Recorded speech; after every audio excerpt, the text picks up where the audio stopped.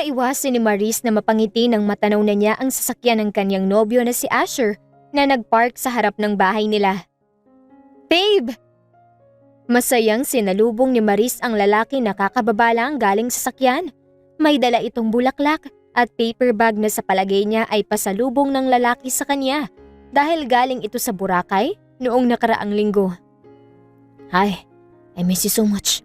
Sinalubong siya nito ng isang nananabik na halik sa mga labi. Mahigpit din siya nitong niyakap na halos umangat na ang mga paa niya mula sa paa. "I miss you more. Kumusta naging bakasyon mo? Nag-enjoy ka ba ron sa Boracay?" "Ay, mukhang nag-enjoy ka. Tignan mo at nangitim ka." "Ang init dun. Pero mas lalo naman akong gumwapo, di ba? Mas nadagdagan ng karisma ko nung nagtanang kulay ko." "Sus! Buhat mo na naman ang bangko mo. Tara muna sa loob. Wala si na mama na malengke sila." Inangkla ni Asher ang braso nito sa kaniyang bewang bago sila pumasok sa loob ng kanilang bahay. Ramdam ni Maris na miss siya ni Asher dahil panay ang kiliti nito sa kaniyang leeg kaya hindi niya maiwasan na mapaigik. "Asher, ano ba? Nakikiliti ako." Miss lang kita. Tagal natin hindi nagkita eh." "Sabi ko naman sa'yo, dapat sinama mo na ako sa Boracay. Hindi naman ako magiging abala sa meeting mo ron. Sana nakapagdagat na rin ako." "Gusto ko sana pero baka kasi mabagot ka lang dun. Sunod-sunod na naging conference namin kaya baka wala kang makasama sa dagat." "Ayos na naman sa akin. Sayang yung mga bikini ko. Hindi ko na nagagamit." "Mas lalong hindi ako papayag na maglakad ka ng mag-isa sa beach. Baka mamaya may ibang lalaking lumapit sa'yo." "So possessive, Asher." "Mahal lang kita. Pakis nga ako." Napatili na lang si Maris nang halikan siya sa liig ni Asher. Masyadong malakas ang kiliti niya ron, kaya halos manghina siya ng mahinang kagatin ng nobyo niya ang kaniyang liig. Humigpit ang pagkakahawak niya sa balikat nito dahil ang isang halik lang sanang hinihiling nito ay nadagdagan pa ng isa pa at ng isa pa hanggang sa mapagtanto na lang ni Maris na malalim na ang paghahalikan nilang dalawa. "Sa kwarto tayo, Maris. Baka dumating si na tita." Hindi na siya nahintay ni Asher na makasagot. Basta na lang siyang pinagko nito papunta sa kaniyang kwarto para doon ituloy ang kanilang ginagawa. Naramdaman na lang ni Maris ang paglapat ng likod niya sa malambot niyang kama bago siya ibabawa ni Asher. Kahit na kailan ay hindi natakot si Maris na makipag-isa kay Asher dahil alam niya na mahal nilang isa't isa. Malaki ang tiwala niya kay Asher na kung sakali man na mabubuntis siya nito, alam niyang pananagutan siya ng kanyang nobyo kaya ayos lang sa kanya na kahit hindi sila gumamit ng proteksyon. "Asher?" Sinilip ni Maris kung natutulog ba ang lalaki sa tabi niya. Nakita niyang nakapikit ang mga mata nito pero nararamdaman niya ang paghagod ng mainit nitong palad sa hubad niyang likod. Niyakap niya ang lalaki at mas lalong isiniksik ang sarili rito. "What's wrong?" "Wala naman. Naisip ko lang. Mag-iisang taon na tayo pero hindi ko pa rin nakikilala ang mga magulang mo. Gusto ko lang sanang makita at makilala sila kasi di ba magtatagal na tayong dalawa?" Tanong niya sa lalaki. Hindi niya lang maiwasan na mapaisip tungkol sa pamilya ni Asher. Kahit na kailan kasi ay hindi pa niya nakikilala o nakikita ang kahit na sino sa miyembro ng pamilya nito. Samantalang nakilala na halos ni Asher ang buong angkan niya. Naramdaman ni Maris na umikot paharap si Asher sa kanya at niyakap din siya nito. "Gusto rin sana kitang ipakilala sa kanila pero masyado kasi silang busy. Palagi silang nasa business trip at minsan lang makauwi rito sa Pilipinas. At kung nandito man sila sa Pilipinas, ako naman ang nasa malayo. Halos hindi na rin kami nagkikita kaya nawawalan ako ng pagkakataon na maipakilala ka sa kanila." "Ganun ba? Kailan ko kaya sila makikilala? Hindi na kasi ako makapaghintay na makilala mga magiging in-laws ko." "Darating din tayo sa point na yan. Sa ngayon, i-enjoy muna natin kung anong meron tayo ngayon. Kapag nagkaroon ng pagkakataon, dadalhin kita sa kanila." "Hindi na ako makapaghintay na mangyari yon. Mabait naman sila, di ba?" "Oo, palagi kitang naikukwento sa kanila at hindi na rin sila makapaghintay na makilala ka." Napangiti na lang si Maris sa isipin na kahit hindi pa sila nakikita ng mga magulang ni Asher, tanggap na siya ng mga ito. Hindi niya maiwasan isipin na ang swerte niya dahil meron siyang mapagmahal na boyfriend at magkakaroon pa siya ng mababait na in-laws. Suportado rin siya ng kaniyang pamilya sa relasyon nila ni Asher. Kulang na nga lang ay ayain siya ni Asher na magpakasal para magsama na sila sa iisang bubong. Pero ang sabi ni Asher sa kanya ay mag-iipon muna ito dahil gusto nito na sa ibang bansa sila magpakasal. Gusto ni Asher na maging engrande ang kanilang pag-iisang dibdib. Hindi na siya makapaghintay na bumuo ng pamilya kasama ang lalaki. Perpekto na kung tignan ni Maris ang kanilang relasyon ni Asher. Mahal na mahal nilang isa't isa at minsan lang sila magkaroon ng problema na agad din naman nilang nasusolusyonan. Pero ang mala fairy tale nilang kwento ni Asher ay magiging bangungot pala ni Maris. Hindi na naituloy ni Maris ang kaniyang pagtangkang pagtawag sa ina nang maduwal siya dahil parang hinahalukay ang kaniyang tiyan. Nagpunta sa isang tabi si Maris at doon nagduwal-duwal. Diyos ko, kung bata ka! Ano ba nangyayari sa'yo? Ano bang nakain mo't nagkakaganyan ka? Nahihilo po ata ako. Ha? Teka, doon tayo sa tabi. Hindi na narinig ni Maris ang sunod na sasabihin ng kaniyang ina nang mawala na siya ng balanse at bumagsak sa lupa dahil sa sobrang hilo na kaniyang nararamdaman. Unti-unting nandilim ang kaniyang paningin hanggang sa hindi na niya alam kung ano ang mga sumunod na nangyari sa paligid. Nagising si Maris sa isang hindi pamilyar na kwarto. Puro puti ang nakikita ng mga mata niya kaya saglit siyang pumikit upang pakalmahin ang sarili bago tignan ang kalagayan niya. Napagtanto niyang nasa ospital siya nang makitang may suwerong nakakabit sa likod ng kaniyang kamay. Gising ka na pala. Mama, ano pong nangyari? Bakit nasa ospital po tayo? Walan ka ng malay kanina habang nasa palengke tayo. Ano raw pong sabi ng doktor, ma? May sakit daw po ba ako? Mamamatay na po ba ako, ma? Para kang timang. Wala pang paning ang buhay mo. Sinabi ng doktor na masyadong mainit kanina kaya sinamaan ka ng pakiramdam. Dapat daw sa'yo na sa bahay lang at nagpapahinga. Ganun po ba? Kala ko po mamamatay na ako. Oo, ganun talaga pag buntis. Ganda sa mid sa sarili niyang laway si Maris nang marinig ang sinabi ng ina. Gulat siyang napatingin dito. Para siyang nabingi pa nung una nang marinig ang bagay na yun. Po? 6 na linggo ka na raw nabuntis. Dapat daw sa'yo hindi masyadong lumalabas ng bahay at nagpupunta sa mataong lugar dahil baka kung anong mangyari sa'yo dyan sa batang nasa sinapupunan mo. Mama, nanubig ang mga mata ni Maris habang nakatingin sa ina. Hindi niya alam ang kaniyang sasabihin dahil pinaghalong takot at kaba ang nararamdaman niya sa mga oras na yun. Hindi niya maintindihan ang sinisigaw ng kaniyang puso kaya naman napaluha na lang siya bago siya lapitan ng ina at yakapin. Huwag kang mag-alala. Magiging maayos ang lahat. Huwag mo masyadong stressin ang sarili mo. Ma, natatakot po ako. Baka magalit si Papa sa akin. Ako nang bahalong kumausap sa Papa mo. Sa ngayon, kumalma ka muna. Mag-iisip ako ng paraan kung paano ipapaliwanag sa Papa mo tungkol sa bagay na to. May intindihan naman niya ang kalagayan mo pero ihanda mo pa rin ang sarili mo. Umiiyak na yumakap ng mahigpit si Maris sa kaniyang ina. Bunso siya sa 3 anak ni na Mrs. De Leon. Ang dalawa niyang nakatatandang kapatid ay pareho ng pamilyado. Kaya naman siya na lang ang inaasahan ng kaniyang mga magulang na makakatulong sa kanila. Magkahalong takot at saya ang nararamdaman ni Maris nang malaman niyang nagdadalang tao siya. Alam niyang malaki ang tsansa na magalit ang papa niya sa kanya dahil hindi pa sila kasal ni Asher. Pero masaya siya dahil magkakaroon na sila ng anak nito. Para sa kanya, ito na ang simula ng pagbuo nila ng sariling pamilya at hindi niya bibiguin ang kanyang mga magulang, pati na rin si Asher. Pupunta ako sa inyo ngayon. Diyan muna ako matutulog. Ayos lang ba? Oo naman. Sakto at nagluto si Mama ng paborito nating ulam. Sasabihin ko sa kanila na darating ka mamaya. Sakto. Maliligo na ako tapos pupunta na ako riyan. I love you, babe. I love you too. Nang matapos ang tawagan nila ay agad nang nag-ayos si Maris. Naligo siya at pumili siya ng magandang dress dahil balak niyang ipaalam na kay Asher ang tungkol sa pagbubuntis niya. Hindi na siya makapaghintay na makita ang magiging reaksyon nito kapag nalaman ng kanyang nobyo na magkakaroon na sila ng anak. Todo ayos si Maris. Naglagay pa siya ng light makeup para fresh siyang tignan.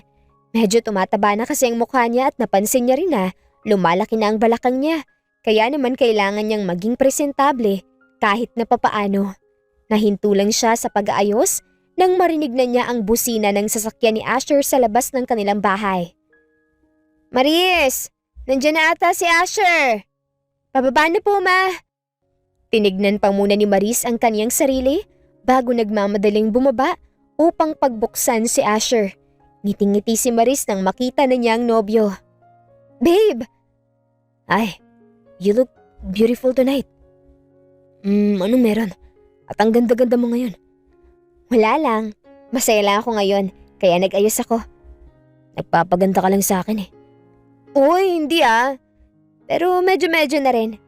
Bagay ba sa akin yung dress?" "Oo naman. Wait, yan ba yung binili ko sa'yo nung nagpunta ako ng Macau?" "Oo. Sabi ko, susuotin ko to sa pinakamasayang araw ng buhay ko." Nakangiting wika ni Maris. Nakita niya ang bahagyang pagkunot ng noo ni Asher habang nakatingin sa kanya. Nagtataka siguro ang lalaki kung ano ang meron ngayon at sinuot niya ang dress na ito. Hindi mawala ang ngiti ni Maris habang nakatingin sa nobyo niyang walang kaalam-alam sa magandang balitang dala niya. "Anong meron? Parang kinakabahan ata ako." "Can you guess?" Panunokso niya pa rito. Handa na sanang sumagot si Asher nang may mauna na ritong iba. Nasa labas pa sila ng kanilang bahay kaya naman nagtataka si Maris kung sino ang tao na yon. Ang hula ko ay mahuhuli ko ang asawa ko at ang babae niya ngayon." Gulat na napatingin sina Asher at Maris sa nagsalitang babae sa likuran niya. Sopistikada at mataray ang mukha. Mas lalo pang naging mataray ito dahil sa kilay nitong nakataas habang nakatingin sa kanya. "Ha? Ano? Magandang gabi po. Kilala po ba namin kayo?" "Maris." Nagtatakang tumingin si Maris sa nobyo nang mabakasan niya ang kaba sa boses nito nang tawagin siya nito. Napansin din ni Maris ang pamumutla at pamamawis ng noo ni Asher at ang sunod-sunod na paglunok nito habang nakatingin sa babaeng nakaharap nila ngayon. "Bakit? Kilala mo siya, Asher?" "Maris, I'm sorry." Nagtataka si Maris sa nangyayari nang biglang magsalita ang babae. "Hindi mo alam?" "Ang alin po?" "Ano, Asher? Hanggang kailan ka makikipaglokohan sa babae na to? Kailan mo sasabihin sa kanya na isa siyang kabit at nanira ng pamilya?" Nanigas sa kanyang kinatatayuan si Maris nang marinig ang sinabi ng babae na kaharap nila. Hindi ito maproseso sa kanyang isip kaya naman tinignan niya si Asher ngayon na tensyonado na ang mukha. "Asher, ano yung sinasabi niya? Kilala mo ba talaga siya? Bakit sinasabi niya na asawa mo siya at kabit ako?" Tanong ni Maris dito na nanginginig ang mga labi habang nanlalamig ang bawat parte ng kanyang katawan.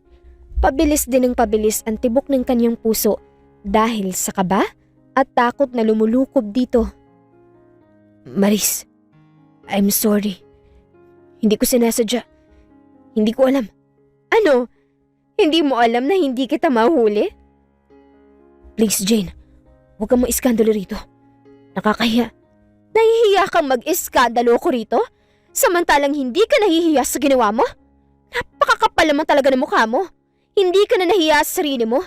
Pamilyadong tao ka na pero namingwit ka pa ng dalaga." Nagsisimula ng magtaas ang boses ng babae na nagpakilalang asawa ni Asher. Kaya naman napapaigtad na lang si Maris.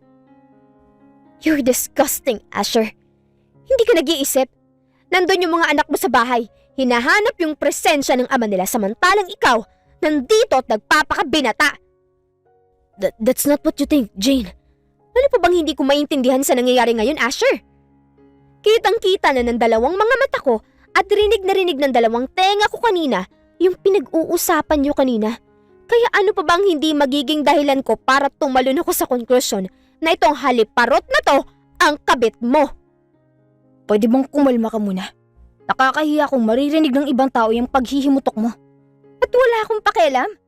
Ayos nga na marinig nila para malaman nila kung gaano kayo kalandi ng kabit mong to. Napaatras na lang si Maris nang duruin siya ng babae. Napapaiwas na lang siya dahil baka masaktan siya at mapahambak sila ng baby niya. Huwag mong saktan si Maris. Sige, protektahan mo pa yung kabit mo. Kaya dalagang tao, pumapatol sa pamilyadong tao? Hoy, Neng, mag-isip-isip ka? Alam mo bang may 3 kaming anak, ha?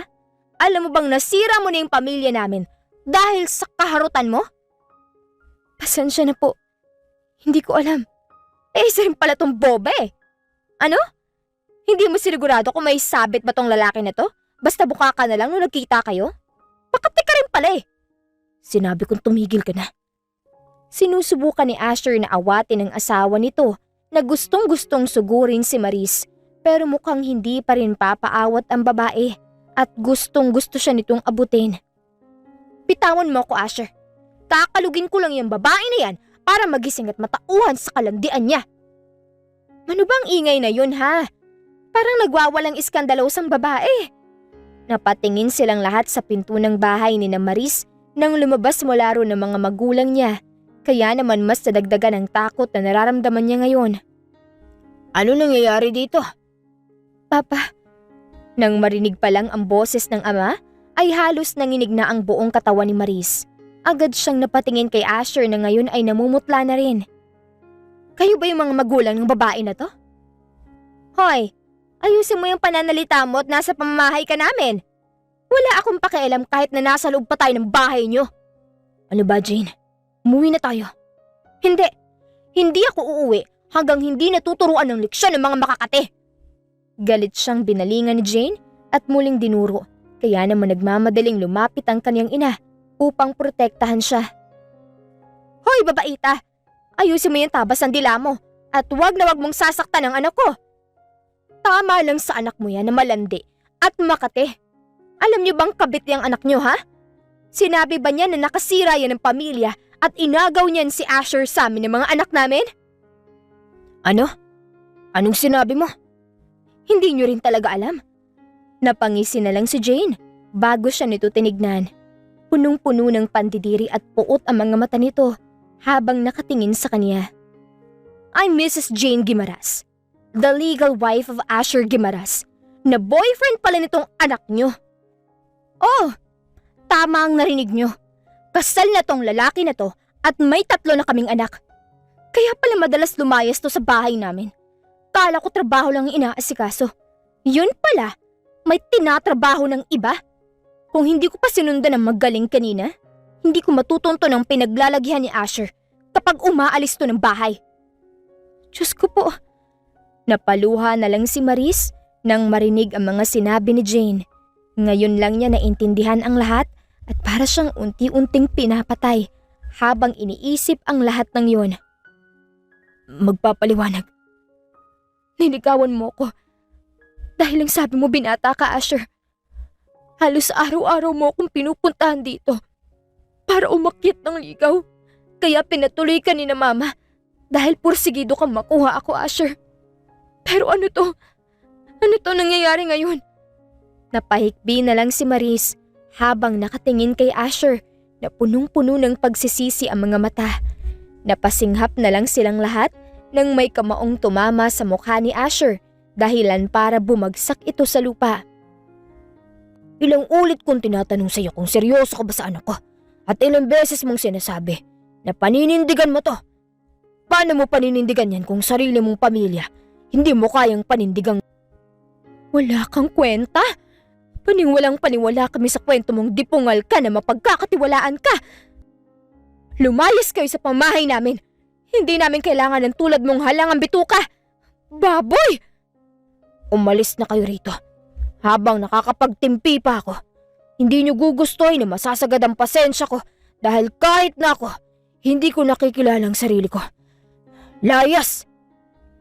Maris, huwag ka nang babalik dito at huwag na huwag mo nang guguluhin ulit ang anak ko dahil ipapakulong kita.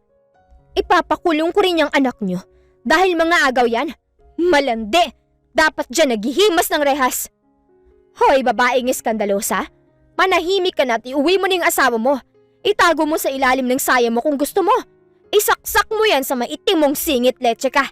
Wala kang karapatan ng pagsalitaan ng kung ano-ano ang anak ko. Ang kapal din naman ng mukha niyo, no? Kayo na yung nakaperwisyo, pero kayo pa tong galit. Makakatikim kayo sa akin. Sinasabi ko sa inyo, mararanasan niyo rin ang naranasan ko. Ipaparanas ko sa malandi niyong anak ang ipinaranas niya sa mga anak ko. Salot! Alis na sabi! Hoy, Asher! Alisin mo na yung iskandalo sa mong asawa rito kung ayaw mong tapyasin kung nguso ng leche na yan. Sobra ng mga sinasabi niya, ha? Baka pati ikaw, putulan ko riyan kung hindi pa kayo aalis dito. Jane, tara na. Ayaw! Tara na sabi. Bigyan mo ng kahihiyan ng sarili mo. Mas malala ka pa sa mga babaeng nasa palengke dahil sa pinapakita mo. Buisit ka? Napakakapal na mukha mo. Wala kang kwentang lalaki. Tatandaan mo tong ginawa mong to. Pagbabayarin kita. Tandaan mo to, Asher. Sa akin ka lang at wala kang magagawa kung hindi ang umuwi sa amin ng mga anak mo. Tinignan siyang muli ni Jane. At ikaw, babae, hindi pa tayo tapos. Gagawin kong miserable ang buhay mo. Dadaan ka muna sa akin bago mo mahawakan ang anak ko. Tara na sabi. Hinila na ni Asher palayo sa kanila ang babae na nagpuputak pa rin habang pasakay ng sasakyan ng mga ito. Lumuluhang pinanood ni Maris na makalayo sina Asher sa kanila at halos mapaupo na lang siya dahil sa mga nangyari. Mama, kapit ako, ma. Nakasira ako ng pamilya, Mama. Hindi mo kasalanan.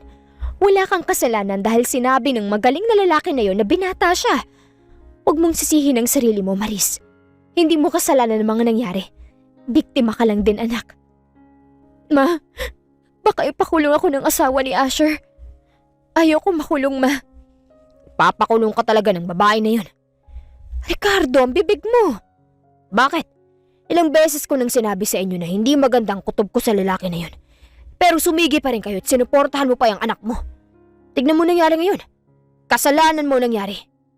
Binigyan ko lang ng kalayaan ng anak natin na makaranas sa mga bagay na naaayon sa edad niya. Hindi ko pinagbabawalan ng anak natin. Ang sa akin lang, ay sana naging practical kayo at pumili ng mas matinong lalaki. Tignan mo ang kahiyan na natanggap ng anak natin. Wala nang dignidad yan dahil sa nangyari. Napahawak na lang sa kaniyang ulo si Maris. Sumasakit ito habang naririnig niyang nagtatalo ang magulang niya dahil sa kaniya. Para bang umiikot ang kaniyang paningin hanggang sa hindi na niya kinaya at tuluyan na siyang bumagsak sa lupa. Nagising na lang siya sa loob ng kaniyang silid habang nakahiga sa kama niya. Maris, anak, ano? Kumusta ang nararamdaman mo? May masakit ba sa'yo?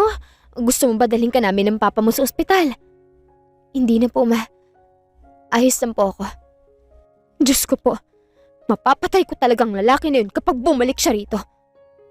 Si papa po, ma?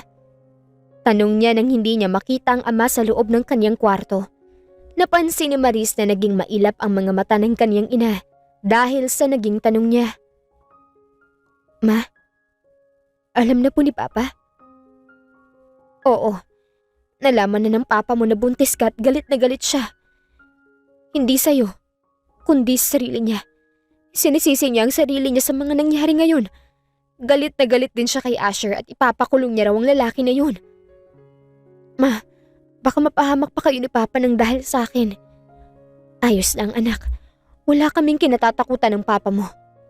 Para sa'yo, gagawin namin ang lahat, Maris. Kahit na umabot pa sa korte ang lahat ng to, lalaban tayo. Hindi tayo titigil hanggang hindi natin mapagbabayad ang mga... Niyakap siya ng kanyang ina upang iparamdam sa kanya na ligtas siya sa mga oras na yun. Dahil sa nangyari ay naging mahirap kay Maris na lumabas ng kanilang bahay dahil pinag-uusapan siya ng mga kapitbahay nilang nakakita sa naging gulo sa harap ng kanilang bahay. Naging mailap din siya sa kaniyang mga magulang, lalo na sa kaniyang ama dahil nahihiya siya sa mga to sa kahihiyan na dinulot niya sa kanilang pamilya. Kaya naman halos magkulong na lang siya sa kanyang kwarto upang magmukmok. Anak, kumain ka ng kumain. Hindi makabubuti sa'yo kung hindi ka kakain ng maayos. Buntis ka, Maris. Kailangan mong magpalakas para sa anak mo. Ma, hindi pa po ako nagugutom. Diyos ko, Maris. Hindi ka kumain ng umagahan at hapunan. Balak mo ba talagang magpakasira dahil sa mga tao na yun? Huwag ka masyadong magpa-apekto sa kanila dahil nandito kami ng papa mo. Hindi ka nila masasaktan hanggat nandito kami. Ipakita mo sa kanila na kaya mo, anak. Nalalaban ka at hindi ka magpapatalo sa kanila.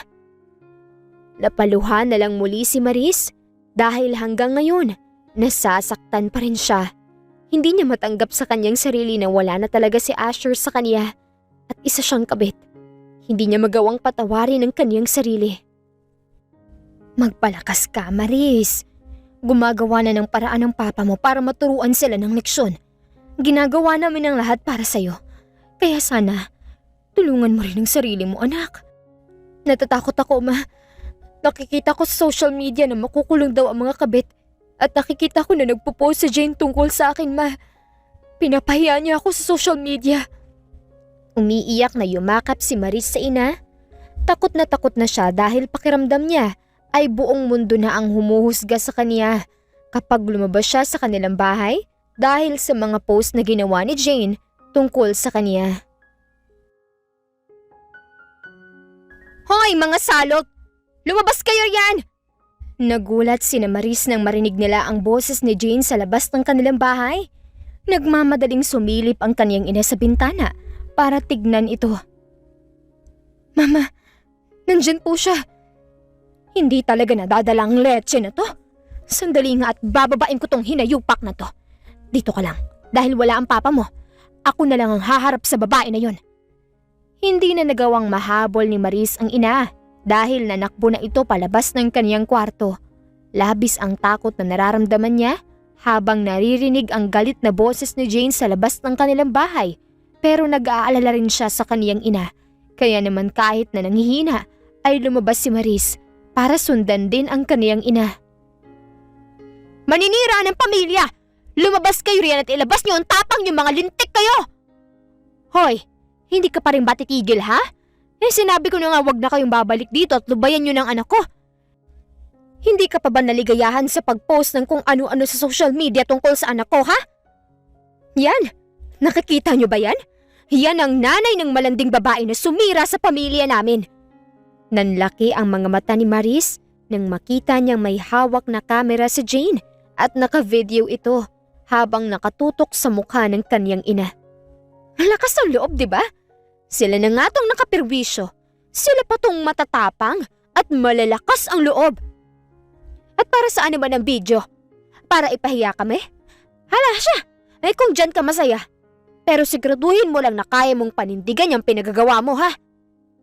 Tingnan nyo, ang kapal na mukha, di ba? Hoy tanda, hindi ikaw ang kailangan ko. Ilabas mo yung malandi mong anak.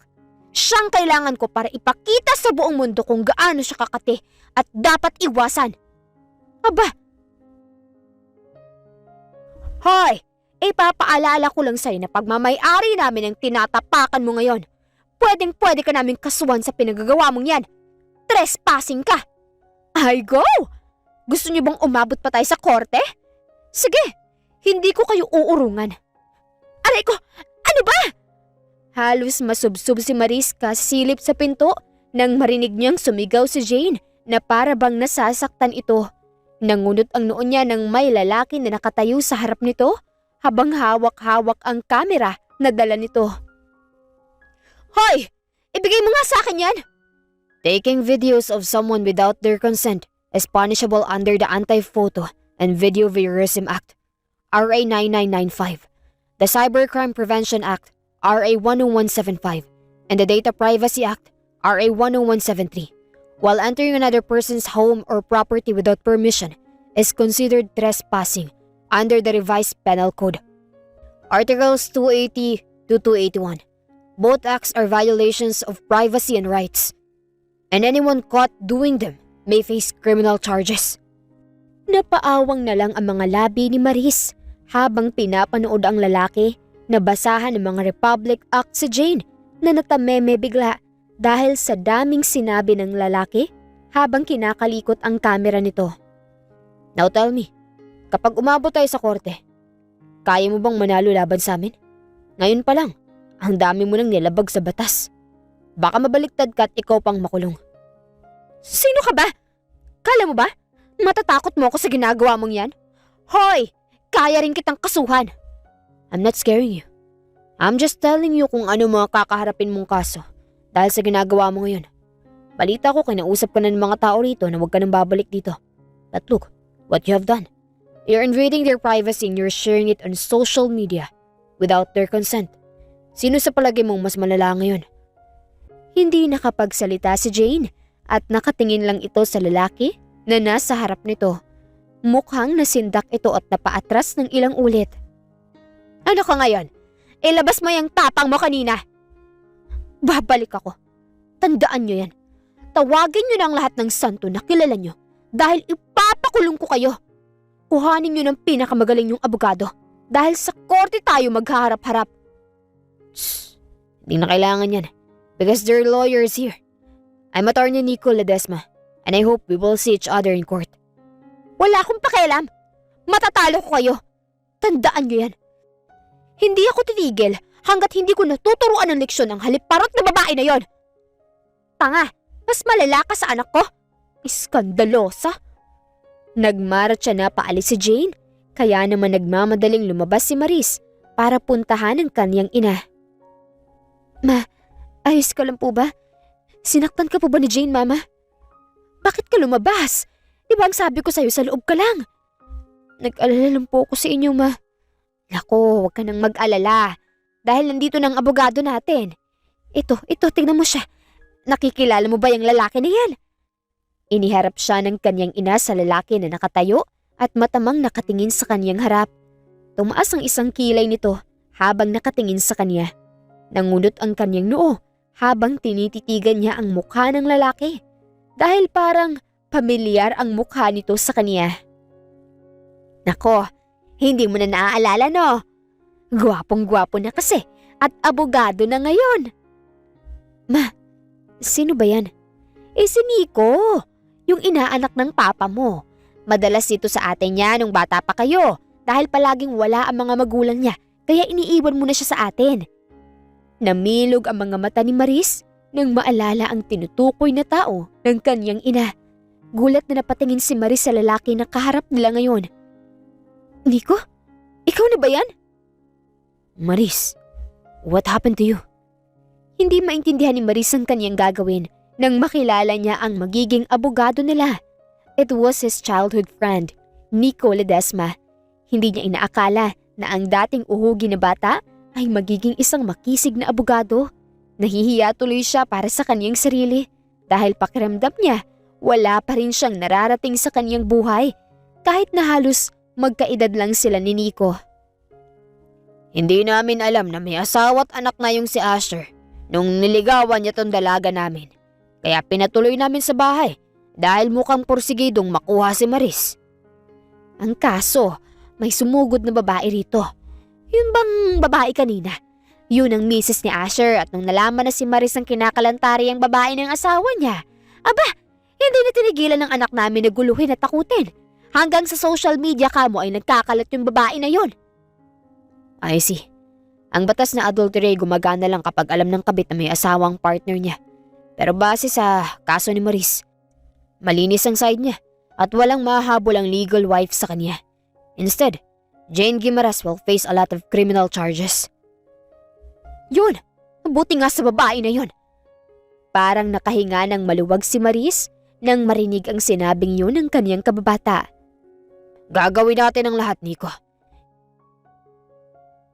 Lalong-lalo na yung Asher na yun. Hindi lang pamilya niyang sinira niya, kundi pati na rin ang buhay ng anak ko. Opo, Ninong. Gagawin ko ang lahat para maayos ang gulo na to. Salamat ng marami sa iyo, iho. Napakalaking utang na loob ng bagay na to. Wala po yun, Ninang. Para po kay Maris. Gagawin po natin ang lahat. Tinignan siya ni Nico. Hindi ito nakangiti at hindi rin ito nakasimangot sa kanya.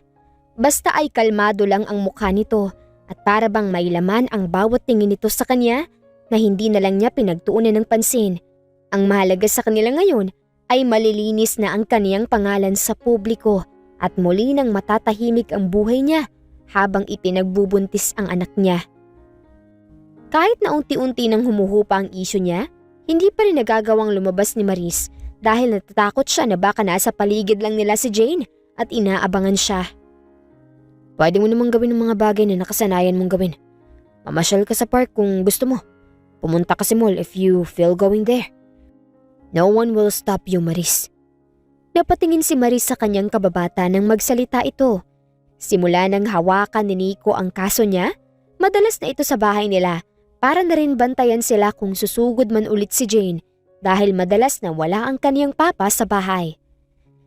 Ayos lang naman. Hindi naman ako naiinip dito sa loob ng bahay namin. Iikot na lang talaga ang mundo mo dito sa loob ng bahay niyo. Where are you hiding from? From people outside? Natatakot ka bang mahusgahan nila? Hindi sa ganun. Natatakot lang ako na baka may manakit sa akin. Ayos na naman sa akin. Tanggap ko nang mapanghusga nilang mga mata at bibig. Kaya hindi na ako natatakot sa kung ano man ang maririnig o makikita ko. That's right. Sa mundo na to, sila ang kalaban mo. Ang nanghuhusga nilang mga mata. Dahil sa kung ano nakita nila. Pero hindi nila sinubukang alamin kung anong tunay na nangyari. Napayuko na lang si Maris at pinaglaruan ng kanyang mga daliri.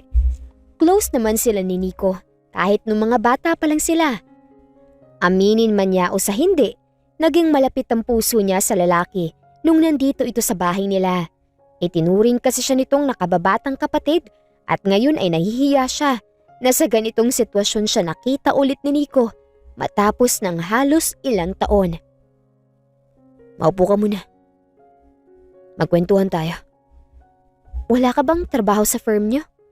I'm the ruler, Maris. Hawak ko ang oras ko kaya maupo ka. Let's catch up. Okay. Naupo si Maris sa kaharap sa upuan ni Nico. Silang dalawa lang ang nasa bahay nila dahil namalengke ang mama niya. So, kumusta ka na? It's been a decade since we last saw each other. I'm good. I'm doing fine. Medyo na-trouble lang talaga ako. Ikaw ba? Mukhang ang ganda na ng buhay mo ngayon na. Sakto lang naman. Natapos ko yung pag-aabogado ko. How about you? Natapos mo ba ang course na gusto mo nun? What is it again? Tourism? Oo.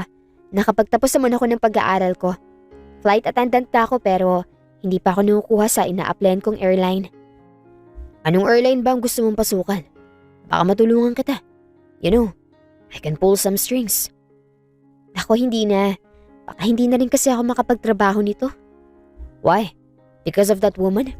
Psst, don't mind her, Maris. Mabuhay ka sa paraan na gusto mo. Hindi sila ang magiging dahilan para mapahintukan nila sa pag-abot ng mga pangarap mo. Tell me, where the airline you want to be deployed to? I will help you to get there.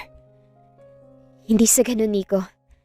Ano kasi, napayuko na lang ulit si Maris at napatingin sa kanyang tiyan. Ilang buwan na lang ay lolobo na ang tiyan niya at hindi na niya magagawang itago ang bagay na to sa ibang tao. Haharapin at haharapin niya ang mangyayari sa hinaharap. I'm 2 months pregnant, kaya hindi na ako makapagtrabaho nito. Pagsasabi niya ng totoo sa kausap, katahimikan ang namayani sa pagitan nilang dalawa. Mukhang nagulat din si Nico sa sinabi niya at hindi agad nakapag-react. Kaya naman tinignan niya ito at nakita niyang blanko ang mukha na nakatingin ito sa kanya. Kung ganun totoo nga. Nabuntis ka ng lalaki na yun. Tanging tango na lang ang naisagot ni Maris sa kausap. Paano ang gagawin mo ngayon yan?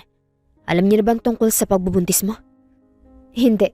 At wala rin akong balak na ipaalam sa kanya. Dahil baka mapatay na ako ng asawa niya. Ayaw ko rin lumaki ang anak ko na namamalimos ng atensyon sa ama niya kaya mas pinili ko na palakihin na lang siyang mag-isa. Ganda ng plano mo. Pero gusto mo ba? Ako na lang ang tatay niyan. Kanda sa sarili niyang laway si Maris dahil sa naging tanong ni Nico. Gulat niyang tinignan ang lalaki para makita kung nagbibiro ba ito o ano. Pero nang makita niya ang mukha ni Nico, napatigalgal na lang siya dahil seryosong seryoso ito at hindi mababakasan ng kahit kakarampot na pagbibiro. Ano bang sinasabi mo, Nico?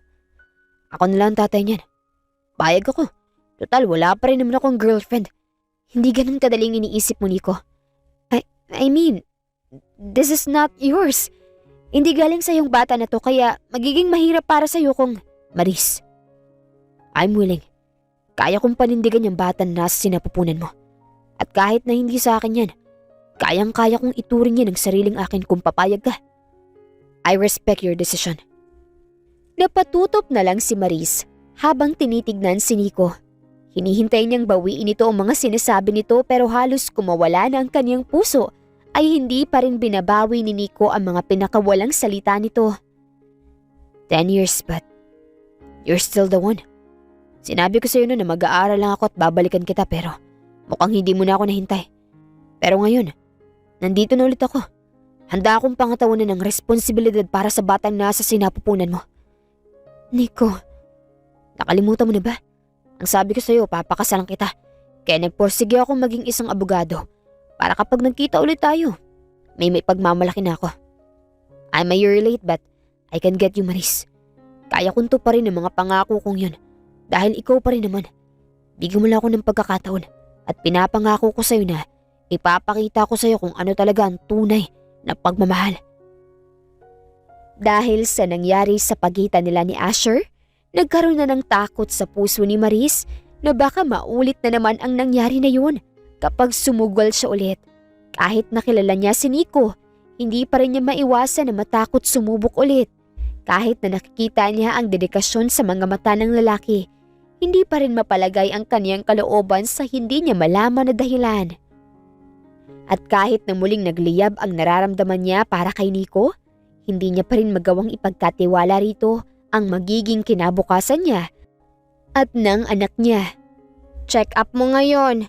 Ako na nagpa-schedule sa kakilala kong obligay ni Rian sa klinik malapit sa atin. Tapos mamaya dadaanan tayo ni Nico kasi isasama niya raw tayo sa firm niya para kuhanan ng testimony. Ayos lang ba yun? Opo ma, maliligo lang po ako. O sige, dalian mo at may niluluto ako. Ma, kung marami ka naman pong ginagawa, ako na lang pong pupunta sa klinik. Magta-tricycle na lang po ako. Ayos lang ba yun sa'yo? Medyo nahihilo rin kasi ako ngayon. O kung gusto mo naman magpa-resked na lang tayo. Hindi na po ma. Okay lang po sa akin. Gusto ko rin pong makalabas ng bahay. Magpahinga na lang po kayo rito. O siya, marami naman tayong kakalala riyan.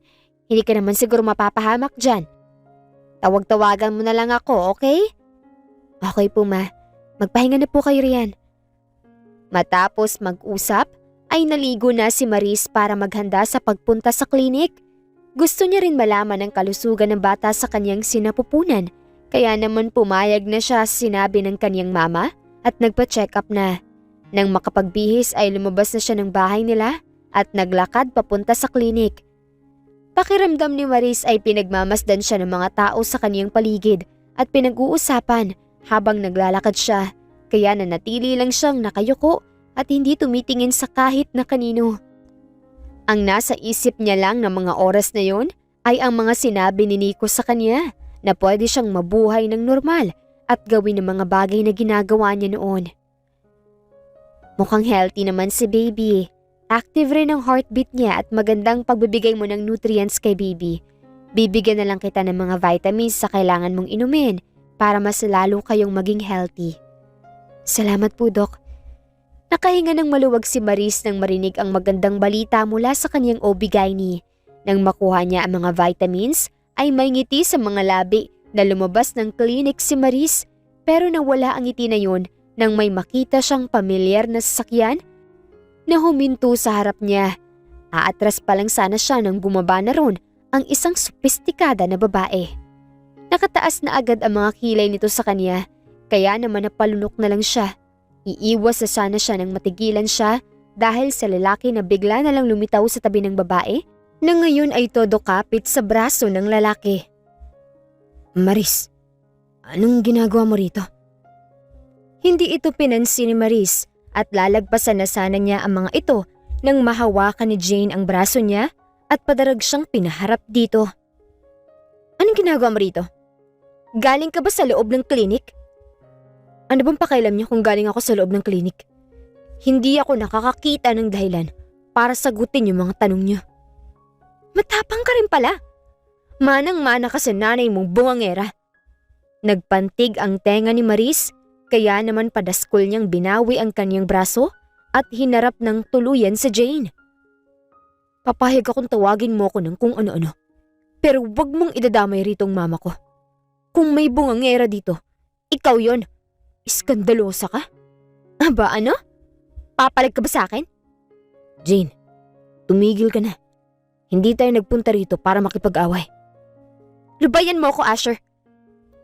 Ngayon ko lang nakaharap ang babae nito, kaya wag mo akong pipigilan. Aalis na ako. Wala akong oras sa inyong mag-asawa. Nasa sayo na ang asawa mo, Jane. Ano pa bang hinahabol mo sa akin? Putol na ang koneksyon namin ni Asher at wala na akong pakialam sa inyo. Hindi ako naniniwala. Bakit ka galing sa klinik, ha? Umamin ka nga. Buntis ka ba, ha? Nagpa-check up ka rito para malaman kung buntis ka para ano? Para habulin ang asawa ko? Para tuluyan siyang agawin sa amin, ha? Ganun ba ang balak mong gawin? Natahimik si Maris. Hindi niya alam kung paano niya ipapaintindi kay Jane ang lahat. Kung gano'y gumawa na ito ng sariling konklusyon nang hindi man lang naririnig ang side niya. Handa na sana siyang magsalita nang may maramdaman siyang yumakap sa kanya mula sa likod. There you are, sweetheart. How's your baby? Nico? Ang tagal mo. Hinahanap na tayo ni mama sa bahay. Kaya sinundan na kita rito.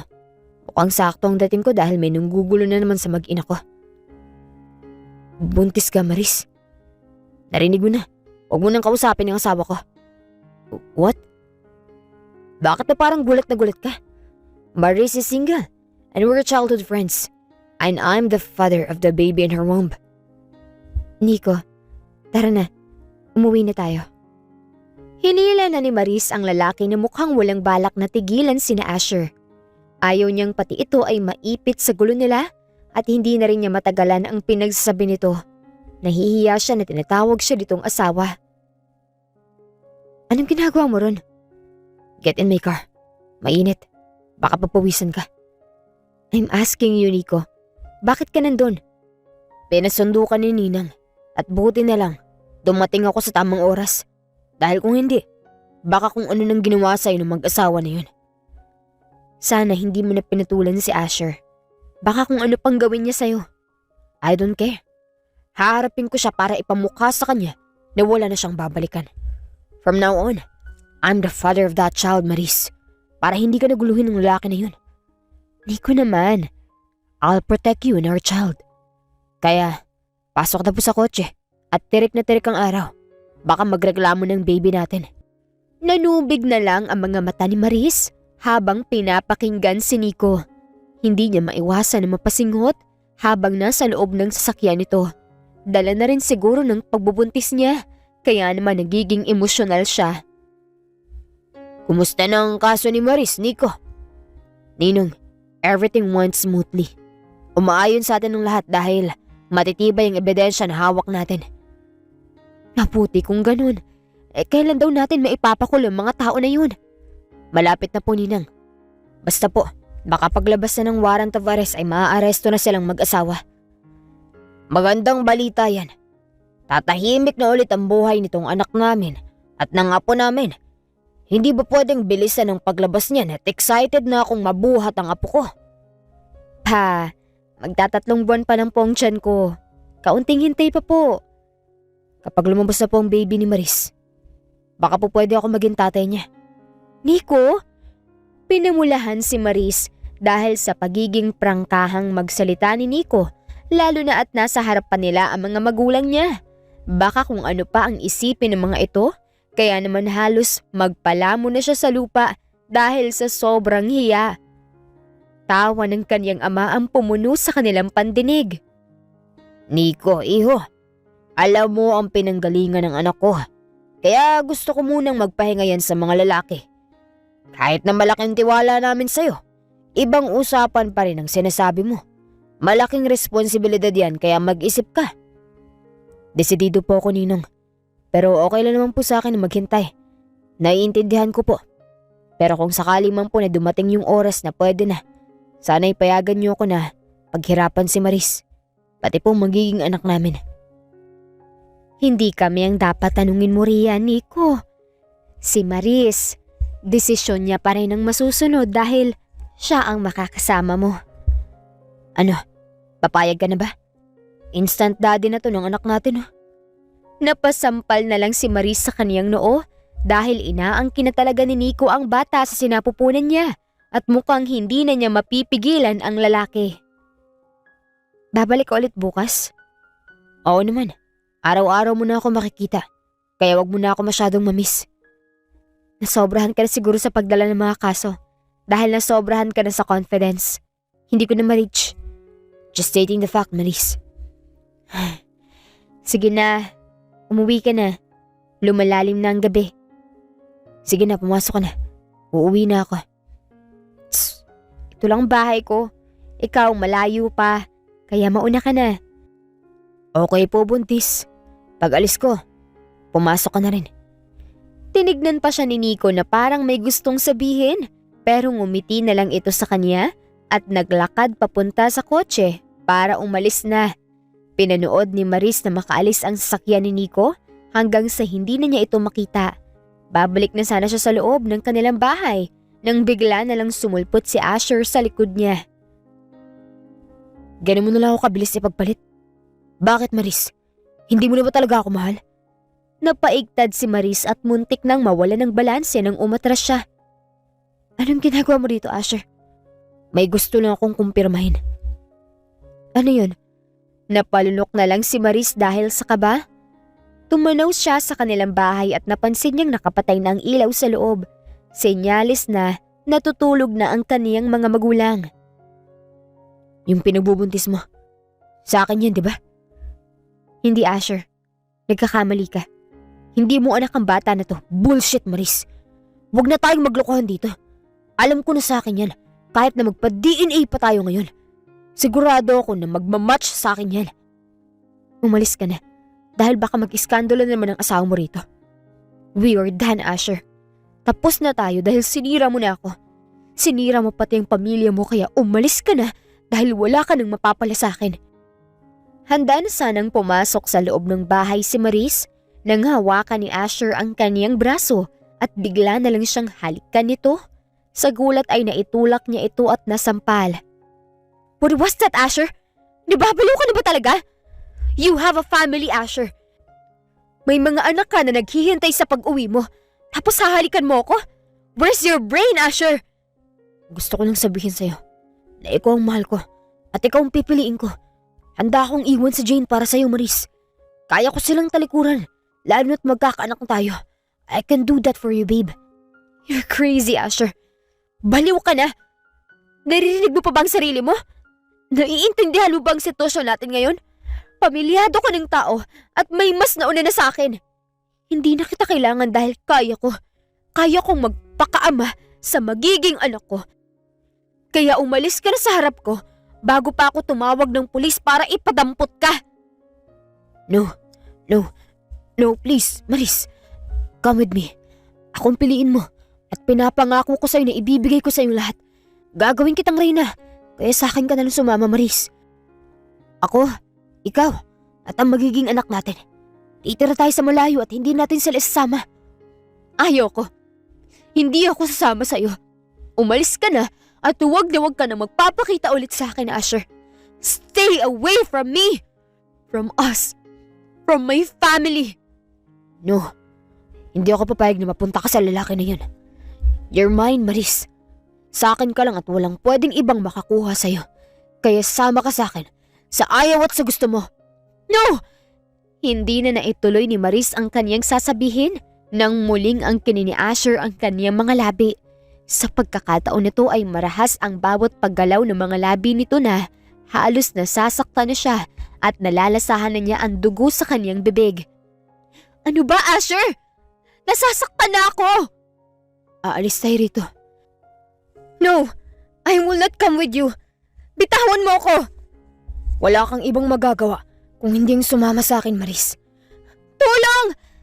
Hindi na nakasigaw si Maris nang takpan ni Asher ang kanyang bibig at simulan siya nitong hilahin palapit sa sasakyan nito.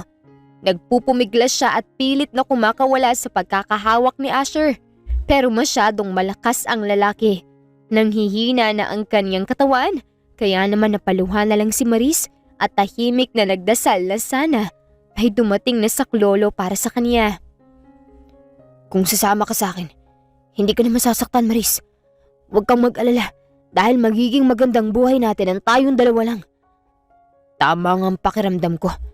Nagulat na lang si Maris nang tumilapo na lang si Asher kasabay ng paghila sa kanya ng kung sino palayo dito. Nang tignan niya ito ay halos manghina ang kaniyang mga tuhod. Nico! Nico! Sabi ko naman sa'yo na pumasok ka na sa loob, di ba? Tignan mo, nadapuan ka ng bangaw. Napayakap na lang si Maris sa lalaki at doon umiyak ng umiyak. Oh, huwag ka nang umiyak. Nandito na ako. Hindi ka na mahahawakan ng lalaki na yan. Hoy, ibigay mo sa akin si Maris. Sa akin siya. Ibigay mo sa akin yan. Wala namang pangalan mo sa katawan ni Maris. Hindi mo pagmamay-ari ang asawa ko. She's not even yours. Ako ang nauna sa kanya. At ako ang ama ng batang nasa sinapupunan niya kaya akin siya. Sa akin siya sama at ako ang pakakasalan niya. Patayin mo muna ako bago mo mahawakan si Maris. Yun ay kung magagawa mong bagay na yan. Madali lang sa akin ang bagay na yan. Tumigil ka na, Asher. Umalis ka na rito. Hindi ako aalis dito hanggat hindi kita nakukuha. Handa na sanang sumugod si Asher nang makarinig sila ng pagkasa ng baril at ganoon na lang ang gulat nila nang makita nila ang papa niya na may hawak na baril at nakatutok ito sa ulo ni Asher. Isa pang hakbang, bata! Sinisigurado ko sa'yo na dadanak ang dugo sa lugar na to. Diyos ko, Marimar. Anong kaguluhan to? Ikaw na naman? Sinabi na naming lumayo ka na sa anak namin, di ba? Tita, gusto ko lang naman pong makuha si Maris kasi buntis siya, tita. Ako yung daddy ng baby niya, di ba po? Hoy! Huwag mo ako matita-tita dahil wala akong kamag-anak na hayop! Umalis ka na. Hintayin mo na lang mga pulis bukas o di kaya magtago na kayo ng asawa mo dahil sisiguraduhin ko na mabubulok kayo sa kulungan. Hindi pwedeng mangyari yun. Di ba, Maris? Sabi mo mahal mo ako. Kung mahal mo ako, sa akin ka sumama, Maris. Akong piliin mo. I don't love you anymore, Asher. May pamilya ka. Sa kanila mo ibuhos ang pagmamahal na sinasabi mong yan. Minahal kita dahil ang akala ko, totoo ang pagmamahal mo. But I'm wrong. That's not love. That's an obsession, Asher. Baliw ka. Hindi. Mahal mo ako, Maris. Sabihin mo na mahal mo pa ako. You heard her. Leave and never come back. Oh wait, hindi mo na rin pala magagawang makabalik dahil makukulong ka na. Hindi nyo na magugulo si Maris.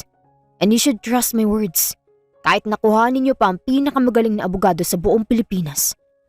Sisiguraduhin kong hindi kayo mananalo sa akin. Hindi natin masasabi kung kailan tayo magmamahal ng isang tao.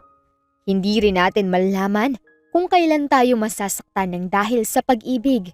Ang tanging makakapagdesisyon lang ay ang ating puso. Pero kadalasan ay kailangan din nating gamitin ang ating isip upang makapili ng taong mamahalin natin nang sa gano'y hindi tayo mapahamak. Anong masakit sa'yo? Yung balakang ko. Sabi ko naman sa'yo, ako na lang ang mamimili ng gamit ng baby natin. Pinukol ng masamang tingin ni Maris si Nico dahil sa sinabi nito. Nananakit na ang balakang niya dahil sa tiyan niyang nakalobo na talaga. Tapos, sinasabayan pa siya nitong si Nico kaya mas lalo siyang naiinis. Anak ko rin to, kaya may karapatan din siguro ako na mamili ng mga magiging mga gamit ng anak ko, di ba? Galit ka ba? Joke lang naman eh. Dalian na lang natin para makauwi na tayo. Gusto ba munang kumain bago umuwi? Oo, nagugutom na rin ako. Ang dami mo kasing inikutan kanina. Maglalakad na sana sila nang matigilan sila dahil may babaeng humarang sa kanila. Humigpit na lang ang pagkakahawak ni Maris sa braso ni Nico nang mapagtanto niya kung sino ang nasa harap nila. Ilang buwan na ba simula nung huli nilang makita ang babae? Hanggang dito ba naman? Hindi ako nandito para manggulo. Nandito ako dahil gusto kong makausap kayo. Nagkatinginan sila ni Nico. Nagmamadali kami. Ano, hanggang ngayon iiwasan niyo kami? Ganyan na ba kayo kawalang puso ha, Maris? Ganyan ba katigas ang puso niyo? Para hindi marinig ang sinasabi namin? Jane, nasa public tayo, mahiya ka. Hindi ako mahihiya hanggat hindi niyo kami kinakausap. Anong gusto mong gawin ko, Maris? Kailangan ko bang lumuhod sa harap niyo para iurong ang kaso sa amin ni Asher? Kailangan ko pa bang lumuha para lang kausapin niyo kami? Bakit ba kung makaasta ka parang kasalanan pa namin na nangyayari sa inyo? Bakit sa pananalita mo? Para bang kami pang dahilan kung bakit nakakulong ngayon si Asher? Kagagawan niyo yan, Jane. Ginusto niyo ang bagay na yan. Maris, calm down. Makakasama sa'yo yan. No, Nico. I'm done with them. Bakit parang mali pang ginawa natin sa kanila? Eh sila nga tong may mas malaki pang kasalanan sa atin, di ba? They ruined my life. Sinira nila yung buhay ko. Ipinahiya nila ako sa kahit na anong paraan na alam nila. Kaya dapat lang sa kanila yan. Luluhod ako! Luluhod ako para patawarin mo kami, Maris. Iurong mo yung kaso sa amin dahil walang may iwan sa mga anak namin. Pareho kaming makukulong ni Asher, Maris. Pwede bang umalis ka na? Tapos na ang usapan. Tuloy na ang kaso kaya wala na tayong dapat na pag-usapan pa. Nakikiusap ako, Maris. Ayos lang sa akin kung kailangan ko pang halikan ng mga paa mo, basta huwag mo lang ituloy ito. Nagsisi na kami. I'm sorry, please, Maris, I'm begging. Don't do this to us. Kahit na hindi ka sa amin maawa, kahit na yung mga anak na lang namin, Maris. Napatutop si Maris nang dahan-dahan na lumuhod sa kanilang harapan si Jane habang lumuluha ang mga mata nitong nakatingin sa kaniya. Dahil sa ginawa ng babae, maraming tao ang natuon ng atensyon sa kanila. I know nagkamali kami ni Asher, Maris. Nagkasala kami sa'yo pero sana patawarin mo na kami, Maris. Hindi ka Diyos para hindi magpatawad at hindi rin kayo banal para manghusga ng ibang tao. Alam mong ginawa niyo, Jane. Kung tutuusin, hindi lang dapat ganyan ang nararanasan niyo dahil kulang na kulang pa, Jane. Yung trauma na binigay niyo sa akin, hindi pa rin nawawala. Alam mo ba yung pakiramdam na palagi kang husgahan ng mga tao sa tuwing lalabas ka ng bahay, ha? Tumulo na lang ang luha sa mga mata ni Maris nang maalala kung gaano siya nahirapan na makabangon ulit matapos ang nangyari sa kanya dahil sa kagagawan ni na Jane. Sa tuwing titignan ako ng mga tao, pakiramdam ko ang dumi-dumi ko. Pati yung pamilya ko nadamay sa kagagawan niyo, kaya sa tingin ko, sapat na yan para pagbayaran ng ginawa niyo sa amin. Nakikiusap ako, Maris. Walang mag-aalaga sa mga anak namin. Enough. Huwag ka na mag-iskandalo kung ayaw mong mas lalo pang malunod sa kaso na kakaharapin mo. Tama na, Jane. May kanya-kanya na tayong buhay at may kanya-kanya rin tayong problemang dinadala. Kaya tama nang minsang nasaktan natin ng isa't isa. Hindi to paghihiganti. Ginagawa ko lang ang sa tingin ko ay tama. Hanggang hindi kayo nakakaranas ng parusa. Hindi nyo makikita ang pagkakamali nyo kaya pasensya na pero hindi namin iuurong ang mga kaso. Lalaban kami at ipaglalaban ko ang karapatan ko bilang isang tao. Maris, sana naisip nyo ang kaharapin nyo sa naging desisyon nyo. Awang-awa kayo sa sarili nyo. Bakit? Nung sinisira nyo ang buhay ko? Nakaramdam ba kayo ng awa sa akin? I was pregnant. Naiintindihan mo ba yon? Buntis ako ng mga panahon na winawasak nyo ang buong pagkatao ko. Hindi nyo naisip yun. Dahil ang mahalaga sa inyo ng mga oras na yun ay masatisfied ang nag-aalab na galit sa puso nyo. Maris, enough. Let's go. Uuwi na tayo. Sana naisip nyo yun, Jane. Sana maging aral sa inyo naging consequences nyo. Magtanda na kayo. Lalong-lalo na yung asawa mo. Baka mas malala pa sa akin ang makaharap nyo sa susunod. Okay na, Maris. Kumalma ka na. Baka nang mangyari sa anak natin. Maingat siyang inakay ni Nico papunta sa parking lot habang pinapakalma siya dahil iyak pa rin siya ng iyak. Nahihirapan siya dahil gusto niyang iurong ang kaso pero kapag naiisip niya ang pinagdaanan niya, nilalamon ng galit ang kanyang puso. Okay, calm down, Maris. They hurt me so much, Nico. Tama lang sa kanila yun, di ba? Oo, tama lang yun sa kanila. Kaya tahan na. Baka maging iyakin si baby natin. Nico, huwag mo akong iiwan ha. Hindi ko nakakayanan kung iiwan ulit ako ng taong mahal ko. I promise you, as long as I'm here, hindi ka nila masasaktan. Mahal na mahal kita, Maris. Hindi kita iiwan. Kayo ng magiging anak natin. Mahal na mahal kita, Nico. Niyakap ni Maris si Nico ng mahigpit. Marami na silang pinagdaan ng dalawa sa nakalipas na ilang buwan. Hindi umalis si Nico sa tabi niya noong mga panahon na malapit na niyang sukuan ang kaniyang sarili. Si Nico ang naging lakas niya noong mga araw na mahinang-mahina na siya. Kasama niya si Nico sa mga naging laban niya. Matapos nilang ilaban ang kaso para kina Asher at Jane, ay nakamtan nila ang hustisya. Nakakulong ang mag-asawa dahil sa patong-patong na kasong kaharapin ng mga ito. Aaminin ni Maris na mahina siya at hindi niya kakayanin ang lahat ng to kung walang taong naniniwala sa kanya. Mahirap ang bawat laban na ating kakaharapin. Minsan, matatalo, pero minsan ay mananalo. Hindi naging madali ang laban ni Maris, pero dahil ipinaglalaban niya ang kanyang karapatan bilang isang tao at pumanig siya sa alam niyang tama, nasuklian ang lahat ng pagtitiis at pagsasakripisyo sa lahat. Wakas, maraming salamat po sa inyong pakikinig. Kung nagustuhan niyong kwento, please leave a like, comment, share, and subscribe to my YouTube channel. This is Miss Hanalet here in Miss Teen Stories. Hanggang sa muli, paalam!